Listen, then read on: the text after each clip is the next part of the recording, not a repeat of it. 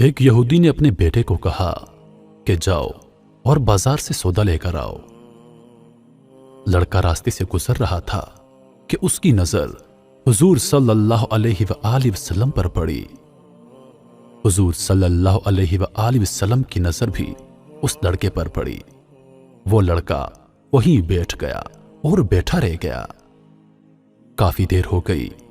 یہودی کبھی اندر جاتا اور کبھی باہر آتا کہ لڑکا کہاں رہ گیا، ابھی تک آیا کیوں نہیں۔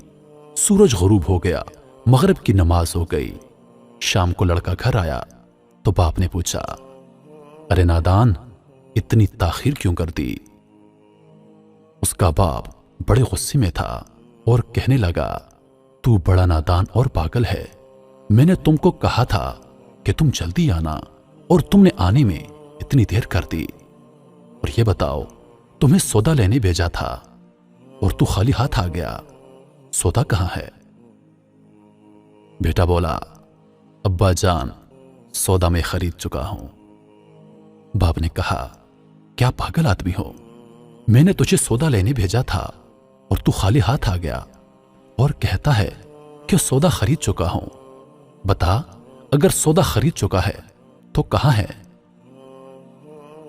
بیٹے نے کہا، کاش ابا جان آپ کے پاس وہ آنکھ ہوتی تو میں آپ کو دکھاتا کہ میں نے کیا خریدا ہے۔ میرے بابا، میں تمہیں کیا بتاؤں کہ میں کیا خرید کر لایا ہوں۔ باپ کافی غصے میں تھا اور کہنے لگا، چل چھوڑ، رہنے دے۔ وہ لڑکا روز نبی رحمت صلی اللہ علیہ وآلہ وسلم کی خدمت میں بیٹھنے لگا۔ وہ یہودی کا اکلوتا بیٹا تھا، بہت پیارا اور انتہائی حسین و جمیل تھا، اس لیے یہودی نے اسے کچھ نہ کہا۔ کچھ دنوں کے بعد لڑکا بہت بیمار ہو گیا۔ کافی دن بیمار رہا اور اتنا کمزور ہو گیا کہ کروٹ لینا مشکل ہو چکا تھا، اور پھر قریب مرگ الموت ہو گیا۔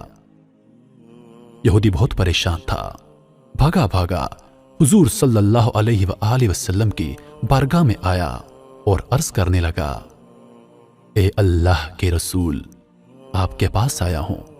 آپ تو جانتے ہیں میں یہودی ہوں، مجھے آپ سے کوئی اتفاق نہیں، اگر میرا بیٹا آپ کو دل دے گیا ہے اور قریب مرگ الموت ہے، آپ کو دن رات یاد کرتا ہے، کیا ممکن ہے کہ آپ اپنے اس دشمن کے گھر آ کر اپنے معشوق عاشق کو ایک نظر دیکھنا پسند کریں؟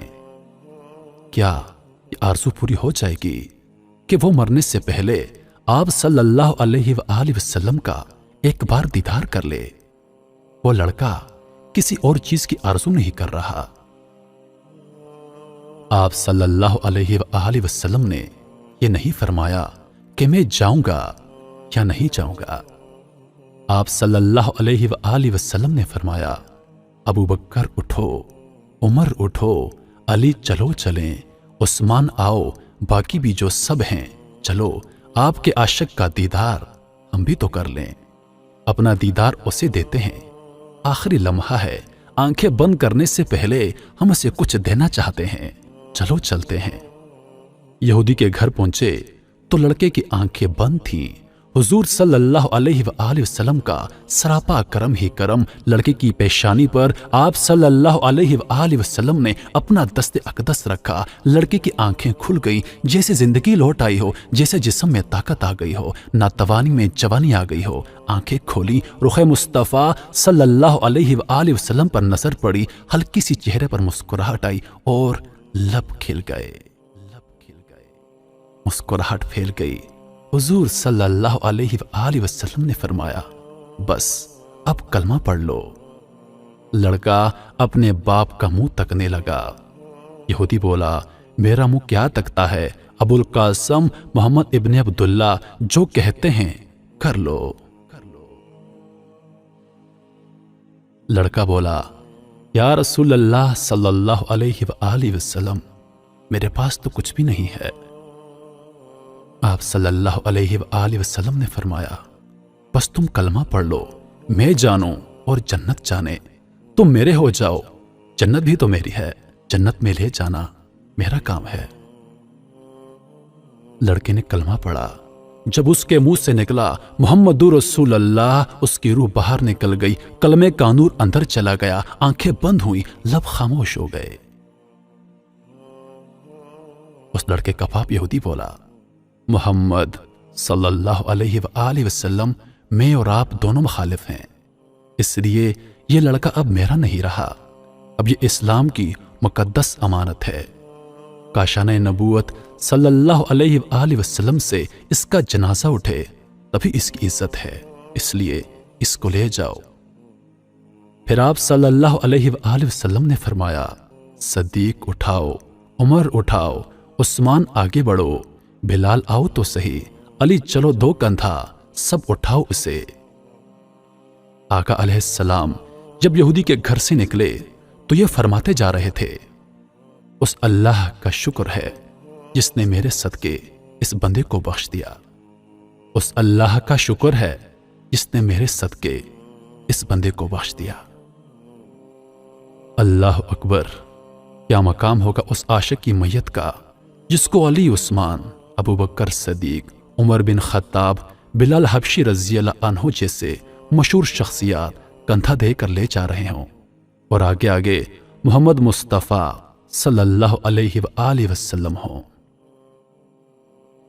قبر تیار ہوئی، کفن پہنایا گیا، حضور صلی اللہ علیہ وآلہ وسلم قبر کے اندر تشریف لے گئے، قبر میں کھڑے ہوئے اور کافی دیر کھڑے رہے، پھر اپنے ہاتھوں سے اس عاشق کی میت کو قبر کے اندر اتارا۔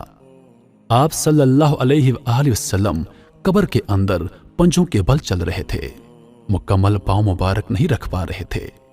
کافی دیر کے بعد آپ صلی اللہ علیہ وآلہ وسلم قبر سے باہر آئے تو چہرے پر تھوڑی سی زردی چھائی ہوئی تھی، تھکن محسوس ہوئی۔ صحابہ کرام پوچھتے ہیں، حضور صلی اللہ علیہ وآلہ وسلم یہ کیا ماجرا ہے؟ پہلے تو یہ بتائیے کہ آپ صلی اللہ علیہ وآلہ وسلم نے قبر میں پاؤں مبارک پورا کیوں نہیں رکھا؟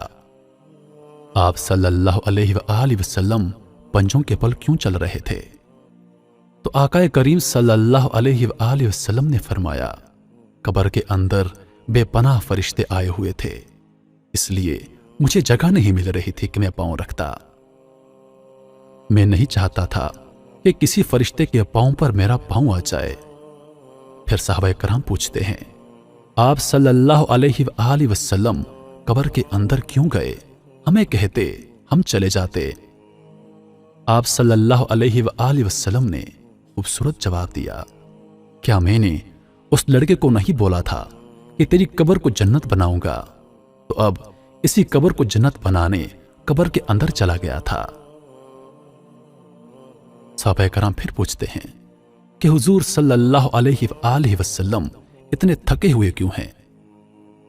آپ صلی اللہ علیہ وآلہ وسلم نے فرمایا، تھکا اس لیے ہوں کہ فرشتے اور حوریں اس عاشق کے دیدار کے لیے آ رہے تھے اور میرے وجود سے لگ لگ کر گزر رہے تھے، ان کی وجہ سے تھک گیا ہوں۔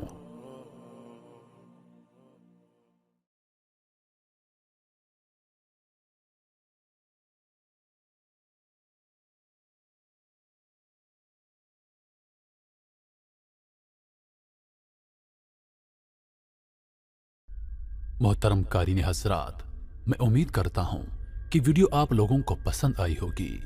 مزید ایسی ویڈیوز دیکھنے کے لیے ہمارے چینل کو سبسکرائب کریں اور دن کی تازہ ترین اپڈیٹس کے لیے چینل پر موجود گھنٹی کے بٹن کو دبا دیں تاکہ ہماری ہر نئی آنے والی ویڈیو سب سے پہلے آپ تک پہنچے۔